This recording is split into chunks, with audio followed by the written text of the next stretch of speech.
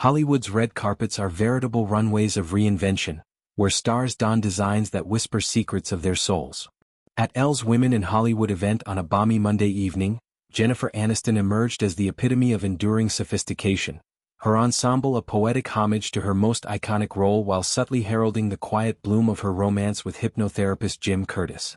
At 56, Aniston, actress, producer, entrepreneur, and eternal style muse, commanded the spotlight not through ostentation but through an effortless alchemy of nostalgia and now. Her vintage full-length Ralph Lauren black dress, with its halter neckline and delicate shimmer, evoked the ghost of Rachel Green, the Friends character whose wardrobe choices still dictate fashion trends 3 decades later. Yet this was no mere throwback, it was a declaration of a woman fully inhabiting her power, her glow amplified by the steady presence of a partner who sees her wholly. The dress itself was a stroke of archival genius, sourced from Ralph Lauren's vaults to honor Aniston's layered legacy. The fabric draped like liquid midnight, hugging her lithe frame before cascading into a floor-skimming train that whispered with every step. The halter neckline framed her décolletage with understated allure, while the subtle iridescence caught the camera flashes like stardust, adding a romantic veil to her poised silhouette. Aniston's hair, that perennial obsession of fans, fell in sleek golden waves just past her shoulders, parted dead center in the style that has become her red carpet armor, simple, shining, symbolic of the Rachel Cut's seismic cultural impact. Minimal jewelry, a pair of diamond studs and that enigmatic band on her left ring finger, allowed the gown to sing, while her makeup was a masterclass in restraint. Smoky eyes for depth, a nude lip for warmth, and a radiant base that owed as much to her Lullaby haircare line as to any artist's brush. This sartorial choice was laden with intentionality, a direct nod to Rachel Green, the Ralph Lauren buyer whose fictional career mirrored Aniston's real-life ascent. In Friends, Rachel's evolution from runaway bride to fashion-forward professional was a viewer proxy for empowerment, her Ralph Lauren ensembles, crisp blazers, flowing skirts, embodying aspirational chic. Aniston has leaned into this affinity with playful reverence, once quipping in a Marie Claire interview that the Rachel haircut was horrible and high maintenance, yet acknowledging its 30-year reign. More recently in Elle she reflected, "It had a beautiful 6 months that's lasted 30 years, a line that encapsulates her wry humor and gratitude for a role that launched her into stratospheric fame." The dress then was a bridge, linking the sitcom's laugh-tracked levity to the gravitas of her current oeuvre, where she helms the morning show as a producer star dissecting power dynamics in media. Aniston's presence at the event as an honoree underscored her trailblazing status. Elle's Women in Hollywood celebration, an annual beacon for female achievement, has long championed voices like Aniston's, those who shatter glass ceilings while mending the cracks for others. Her speech, though brief, was a clarion call for authenticity in an industry rife with artifice. "We've come far, but the work is in the quiet revolutions, the ones we fight in boardrooms and bedrooms alike." Delivered with her trademark blend of wit and wisdom, it drew nods from peers like Margot Robbie and Zendaya, affirming Aniston's role as a mentor figure. Offstage, she mingled with the grace of a seasoned diplomat, her laughter a melodic counterpoint to the clink of champagne flutes.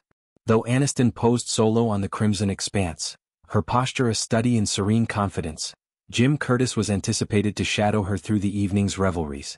Their relationship, confirmed by People in July, has unfolded with the discretion Aniston prizes, a counterpoint to her more publicized past liaisons. Curtis, the 50-year-old hypnotherapist whose practice delves into the subconscious realms of healing, entered her life like a soft landing after years of solo flights. A source close to the couple enthuses that Aniston is very happy and in a great place with him, her aura glowing as if lit from within. Everything in her life has come together and she's excited about it. "Jim's the best," the insider shared, emphasizing how Aniston's inner circle has embraced him wholeheartedly. They love him for his warm, steady presence, a quality that resonates in a town where stability is rarer than an Oscar nod. What sets Curtis apart, according to those in the know, is his genuine captivation with Aniston's world.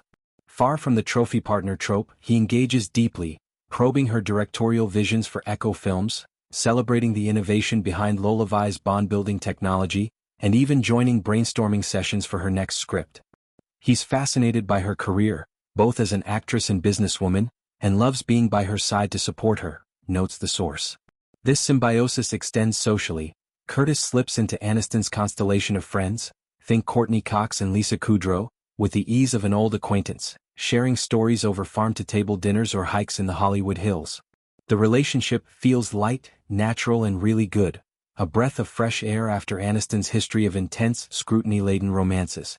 Post-divorce from Brad Pitt in 2005 and a string of thoughtful but transient connections, she craved this exact equilibrium, partnership without possession, love as an enhancer rather than a crutch. Aniston's journey to this serenity is a narrative of intentional alchemy. Friends catapulted her to icon status, but it was her post-sitcom pivot, producing The Good Girl, starring in indie darlings like The Good Girl, and amassing a $320 million fortune through savvy investments, that solidified her autonomy. Wellness has been her North Star. Yoga flows at dawn, meditation apps co-developed with experts, and now, Curtis's hypnotic insights that unlock buried joys. Their dates, strolls in Malibu, intimate jazz lounges, evoke the rom-com she once headlined, but grounded in reality's texture. Friends whisper of overseas wedding musings, a ring finger sparkle fueling quiet hopes, but Aniston demurs, savoring the present. As the night wound down, Aniston slipped away into the LA twilight, her black dress a silhouette against the city lights. In Curtis she has found not a co-star, but a scene partner, steady, soulful, sublime. Her Elle appearance wasn't just fashion, it was a manifesto. At 56, Jennifer Aniston is writing her best chapters yet, one shimmering step at a time.